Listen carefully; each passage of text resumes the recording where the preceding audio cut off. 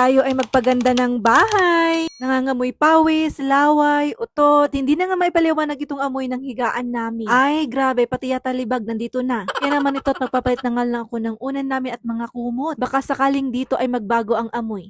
Charis. Pero bago pa nga ako makapagpalit, eto't ang dami ko pang ang pagdadaanan na ililigpit dahil nga andito na lahat din yung mga laruan ni Arkidandan. Ay napo, hindi namin pwedeng hindi kahigayan dahil pinapatulog din niya.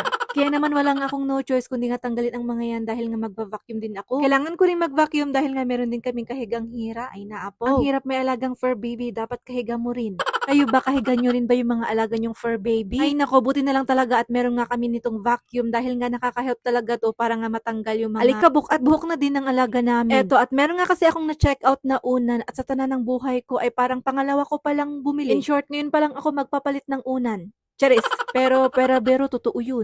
Eto, at meron nga siyang reminder dito kung paano proteksyonan at kung paano nga natin maalagaan itong unan. Pero to cut the story short, buksan mo lang naman itong kanyang plastic at mag-floppy na yan. Ganun lang, tsaka mo naman bumbahin ng ganyan. Charis. Hindi. Sabi niya kasi doon sa kanyang reminder ay beat the pillow from top to bottom. Noon lang, kaya ayan, pinaglalamas ko na nga mula ulo hanggang paa. Charis. Eto nga't ang floppy na nga niya. Tingnan niyo yung difference. Itong naka-vacuum sealed pa dito sa nakabukas na. Super floppy na nga at malaki na din. O siya, baka itatanong niyo kung magkano ko nga ito nakuha. Nakuha ko nga lang to 400 plus. Tapos tatlong peraso na nga. Tapos meron pa siyang kasamang true pillow. O diba, ang lakas makamilyonarya, ang lakas makasyala. May kasama na siya true pillow na hindi naman namin magagamit dahil wala kaming magandang sopa. Charis. Hindi, charot lang. Magagamit pa rin naman namin dahil nga gagamitin ni Arkidandan. Pero ito na nga yung mga unan. Tingnan nyo naman. Ang lalaki. Ang lalaki nga nila at kasing quality nga yung mga nasa mall. Pero ito ang diferensya. Mas mura nga ito ng malayo dahil nga nakuha ko lang ito ng 400 plus. Kaya naman, abay, napakasulit. Parang mapapacheck out pa ng isang set. Uy, walang ganun. Kulang ka na ng pambili. Sa susunod ulit. Ganun. Eto nga't meron na nga rin pala siyang zipper. Kaya naman pwede nga siyang labhan. Pero kung gusto mo namang lawayan, malagyan ng mapa ng Pilipinas ay pwede nang ganyan.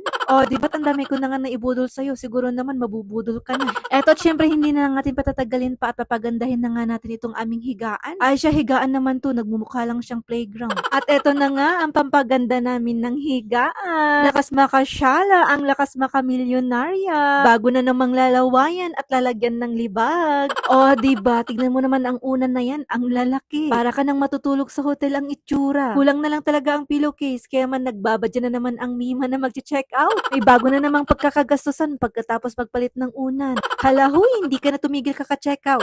Pero ito na nga't dahil nga nagbayad nga ako sa unan na yan, ba syempre kasama rin itong plastic na aking binayaran. At dahil nga nagbumukhang plastic pa rin naman ako ngayon, ay siya, kolektor pa rin ako ng plastic pang basurahan.